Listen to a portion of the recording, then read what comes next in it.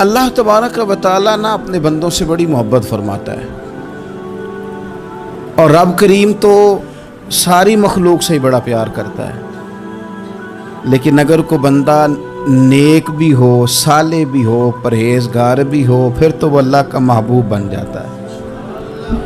اور رب کریم کی یہ بھی منشا ہے، اللہ تعالیٰ کی یہ بھی رضا ہے کہ جس سے اللہ محبت کرتا ہے نا، اس سے لوگ بھی محبت کریں۔ قرآن مجید میں اللہ کریم نے فرمایا ان الذین آمنوا وعملوا الصالحات سیجعل لهم الرحمن ودا، بے شک جو لوگ ایمان لانے کے بعد نیک اعمال کریں، رحمان لوگوں کے دلوں میں ان کی محبت پیدا فرما دے گا۔ صحیح بخاری اور صحیح مسلم میں حدیث ہے، نبی پاک علیہ السلام فرماتے ہیں جب اللہ تعالیٰ کسی بندے سے محبت کرتا ہے تو حضرت جبریل امین علیہ السلام کو بلاتا ہے، اور بلا کر کے فرماتے ہیں جبریل میں فلاں آدمی سے محبت کرتا ہوں، آسمان دنیا پہ اعلان کر دو کہ سارے لوگ اس سے محبت کریں۔ اور پھر فرماتے ہیں کہ اے جبریل امین علیہ السلام، آپ دنیا میں لوگوں کے دلوں میں یہ بات ڈال دیں کہ اللہ فلاں آدمی سے پیار کرتا ہے، لہذا سارے اس سے محبت کرو۔ صالحین کا پیار دین کا بہت بڑا حسن ہے۔ بخاری میں، مسلم میں، کتب احادیث میں ایک پورا باب ہے کہ کسی سے محبت کرو تو اللہ کی رضا کے لیے، اور کسی سے بغض رکھو تو اللہ کی رضا، پورا باب ہے، ایک دو حدیث نہیں۔ حضور نے فرمایا جس سے تم محبت کرو نا اللہ کی رضا کے لیے، اسے بتاؤ بھی کہ مجھے آپ سے محبت ہے، اسے بتاؤ بھی تاکہ وہ بھی آپ کے لیے اچھے جذبہ۔ محبت جو ہوتی ہے یہ اظہار کی محتاج تو نہیں ہوتی، لیکن محبت میں اظہار ضرور ہوتا ہے، محتاج تو نہیں، لیکن ہر چیز دل میں رکھنے کی نہیں ہوتی، کچھ زبان سے کہنے کی بھی ہوتی ہے، کچھ کہنے کی چیزیں بھی ہوتی ہیں، اور وہ کہہ بھی دینی چاہیے، لیکن اتنی ہی کہنی چاہیے جتنی ضرورت ہو، 2 4 5 قدم آگے بڑھ کے نہیں۔ اس میں بھی تکلف آ جاتا ہے، تصنع آ جاتی ہے، بناوٹ آ جاتی ہے۔ فرمایا حضور مجھے اللہ کی قسم مجھے آپ سے پیار ہے، تو حضرت معاذ بن جبل مسکرائے اور مسکرا کے فرمانے لگے کیا کہا تم نے؟ کہا حضور اللہ کی قسم آپ سے پیار ہے۔ فرمایا پھر سوچ کے کہیے۔ کہا اللہ کی قسم آپ سے پیار ہے۔ فرماتے انہوں نے نا میرا کپڑا پکڑ کے مجھے کھینچا اور قریب کر کے کہنے لگے سن، پھر میں نے نبی پاک سے سنا ہے جو دو بندے رب کی رضا کے لیے آپس میں محبت کریں، اللہ کی محبت ان کے لیے واجب ہو جاتی ہے، پھر اللہ ان سے پیار کرتا ہے اگر وہ اللہ کی رضا کے لیے محبت کریں۔ ہماری محبتوں میں نا دنیاوی اغراض بڑھیں، اوئے ہوئے، ہر دعوت صرف اسی لیے ہوتی ہے کہ وہ بندہ بلاؤ جو میرے کام آئے گا، ہر تحفہ اس لیے آگے کی طرف روانہ کیا جاتا ہے کہ اس شخص کو بلاؤ جو کل میرے کام آئے گا۔ عزیز بھائی، اللہ کے نیک بندے سے اللہ کا بندہ سمجھ کے پیار کریں، اور اللہ کا نیک بندہ سمجھ کے اس کے ساتھ فوٹو آنا ضروری نہیں، اس کے ساتھ پیار ہونا ضروری ہے۔ اور اگر محبت اخلاص والی ہو، پیار والی ہو، عقیدت والی ہو، تو حضرت ابو ذر غفاری نے تو کہا تھا یا رسول اللہ اگر بندہ کسی نیک بندے سے پیار کرے، نہ اس سے مل سکے، نہ اس طرح کے کام کر سکے، پھر بھی کوئی نتیجہ نکلے گا، تو حضور نے فرمایا پیار خالص کرے، اللہ قیامت کے دن دونوں کو جمع فرما دے گا۔ جو جس سے محبت کرے گا صبح قیامت اسی کے ساتھ ہوگا۔ شاید اسی لیے کسی پنجابی کے شاعر نے کہا تھا کہ اساں جے ہاں گناہیاں دا جدوں اعمال نامہ فرول ہوئے، ذرے ذرے نے سامنے آ جانا ہے، جو منہ تھی بولیا بول ہوئے، اساں بھی کول حضور دے بیٹھ رہنا ہے، لکھ عمل ترکڑی تول ہوئے، ادو کولوں کی رب نے حساب لینا جڑا بیٹھا ہی محمد دے کول ہو۔ تو اللہ کے بندوں سے اللہ کی رضا کے لیے پیار کریں، اس میں للہیت پائی جائے، للہیت ہو، اس میں کوئی اور نہ ہو، بندہ ہو اور اللہ کی رضا ہو، یعنی درمیان میں رب ہو، اور تیسرا وہ شخص ہو۔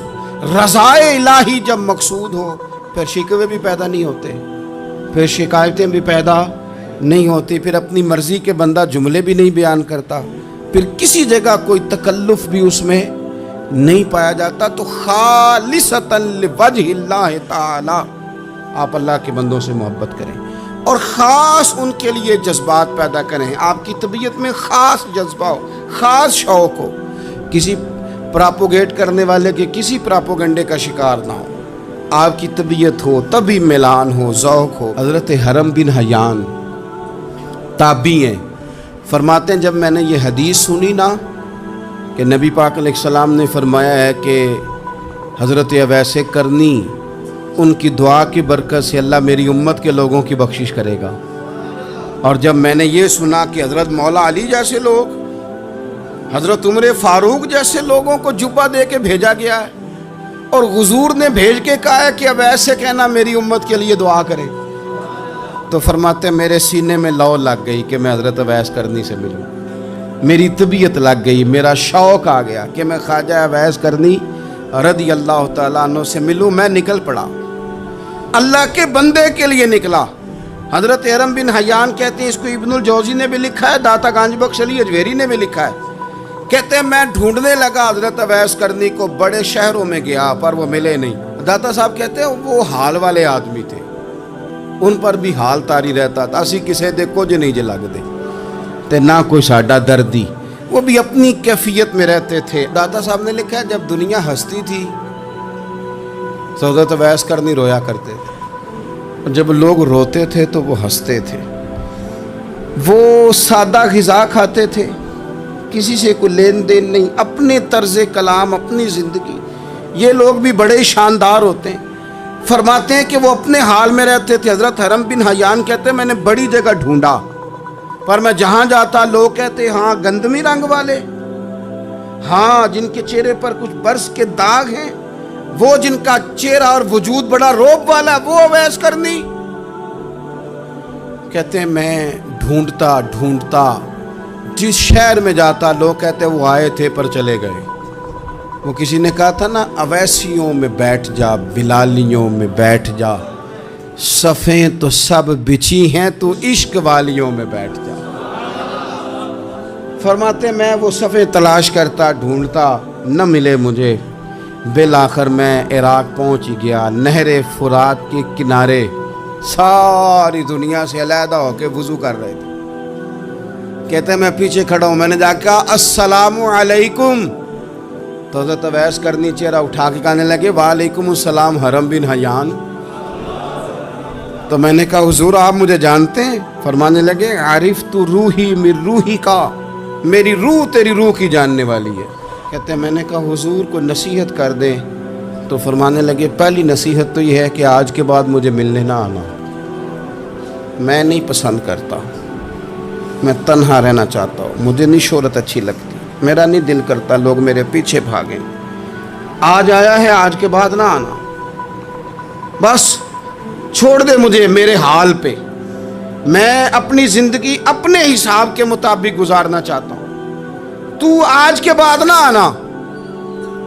اور پھر فرمانے لگے اگلی نصیحت یہ ہے کہ جو رب نے تجھے دے دیا ہے نا اس پہ راضی ہو جا, اگر اس پہ راضی نہیں ہوگا تو تکلیف میں رہے گا.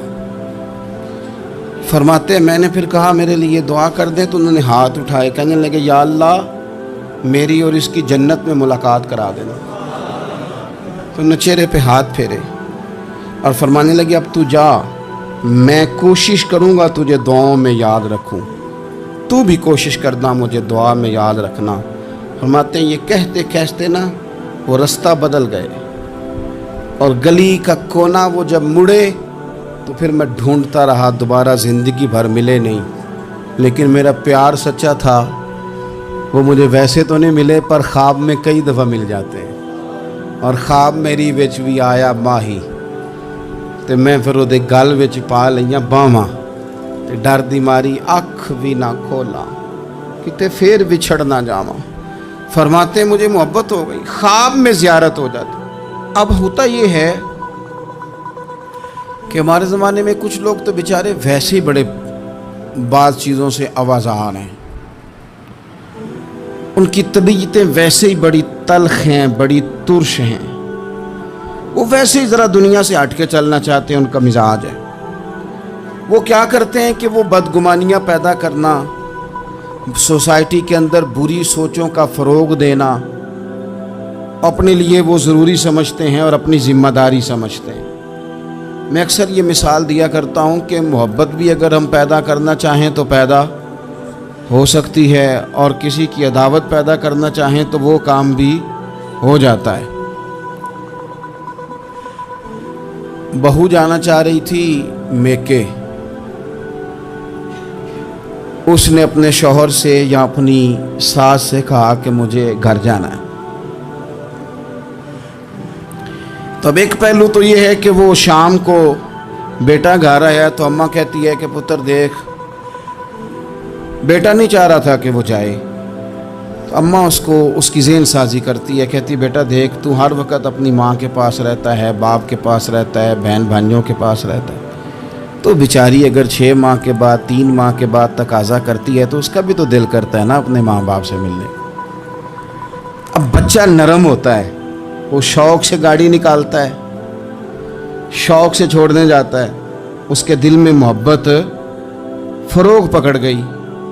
एक पहलू ये है कि उसने मुतालबा किया बहू ने कि मुझे जाना है मेके, तो सास साहबा ने शाम को अपने बेटे से कहा कि कोई तरीका तो नहीं ना रोज़ जाने का, और जब ये वहाँ से होके आती है तो इसका लहजा ठीक नहीं रहता, फिर ये इसको गलत मशवरे मिलते हैं, तो पहले तो वो साहब वैसे ही लड़ाई शुरू कर देंगे कि जाना ही नहीं, और जब बात बड़ी बढ़ेगी तो वो जाएंगे तो साथ ये कहेंगे कि जाऊंगा ज़रूर पर दरवाज़े पे छोड़ के आ जाऊंगा, मैंने अंदर क्यों कि ये भी किसी ने पीछे से उसको भरा है।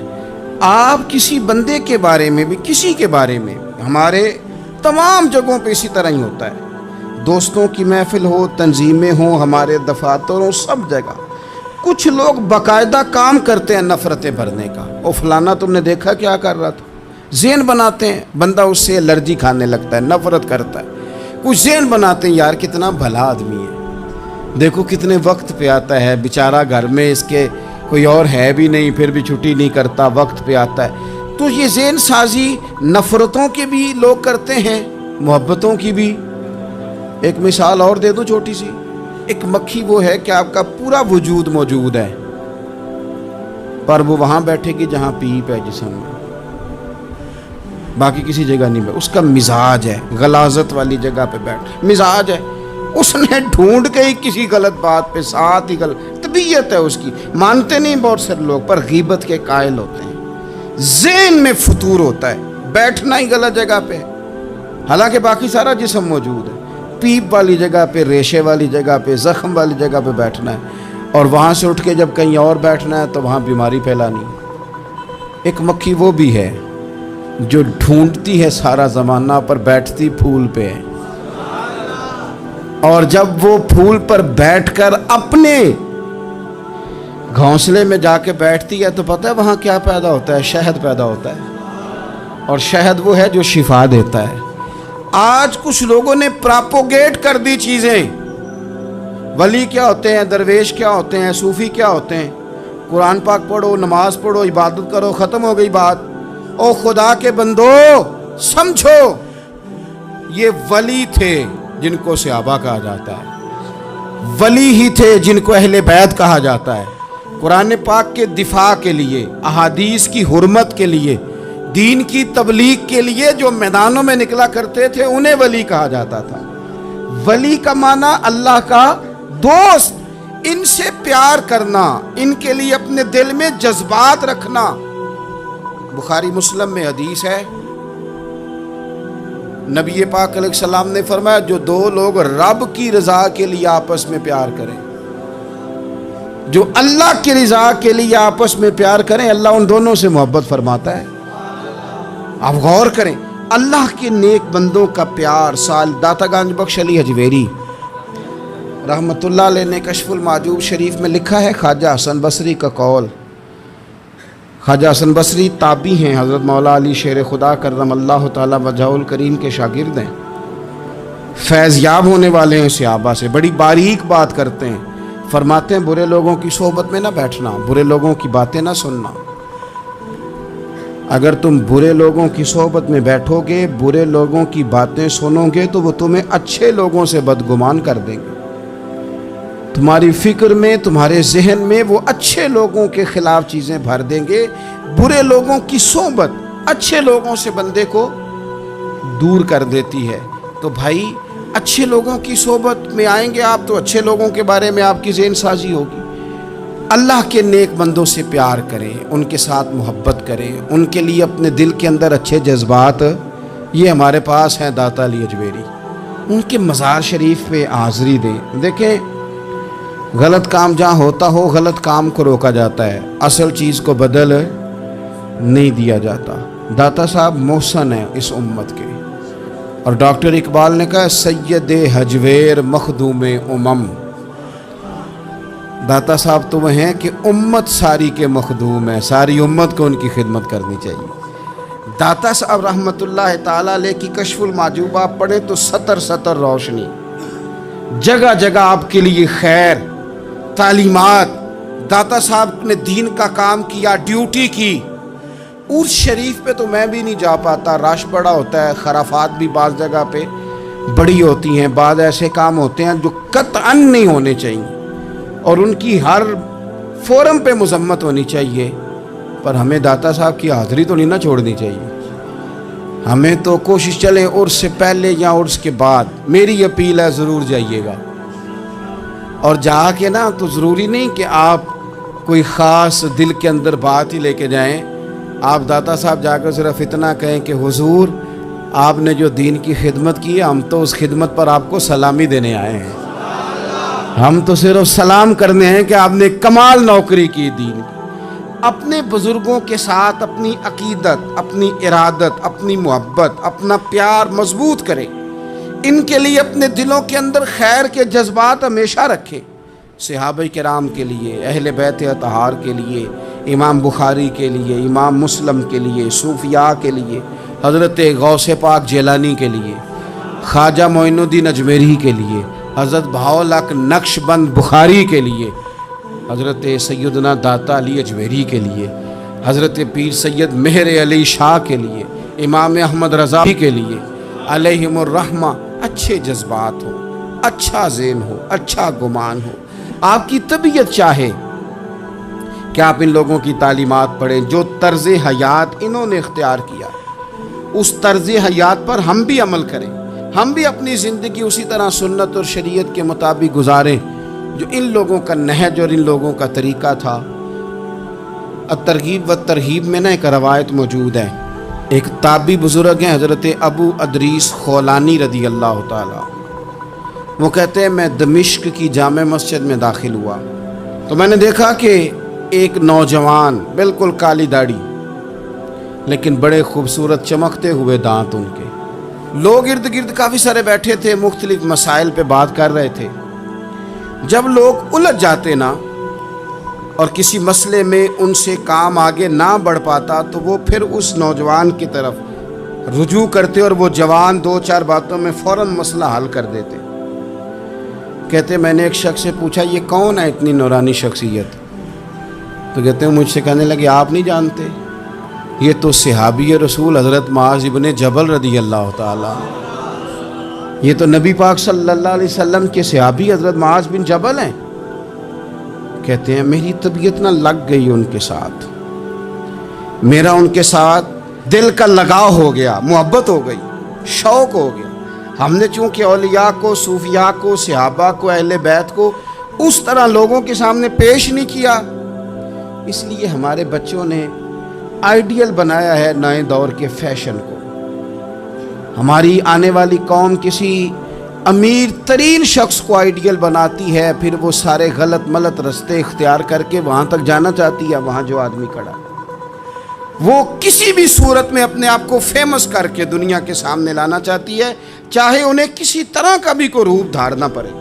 یاد رکھ لیں اور سمجھ لیں اس بات کو، اگر ہم ان لوگوں کی سیرت کو، سوانے کو اپنے گھروں تک لے آئیں تو آپ یقین کریں کہ ہماری نسل کے بچنے کا بہت بڑا یہ ذریعہ بن جائے۔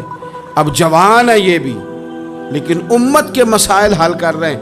حضرت ابو ادریس خولانی کہتے ہیں مجھے ان کی یہ طبیعت دیکھی تو پیار ہو گیا ان سے، उस दिन तो रश बड़ा था, मैंने सोचा कि कल जल्दी आऊँगा और इनसे मुलाकात करूँगा। कहते हैं मैं अपनी तरफ से सबसे पहले मस्जिद में पहुँचा, लेकिन हज़रत मुआज़ इब्न जबल तो मुझसे पहले मस्जिद में मौजूद थे और वो नफल पढ़ रहे थे।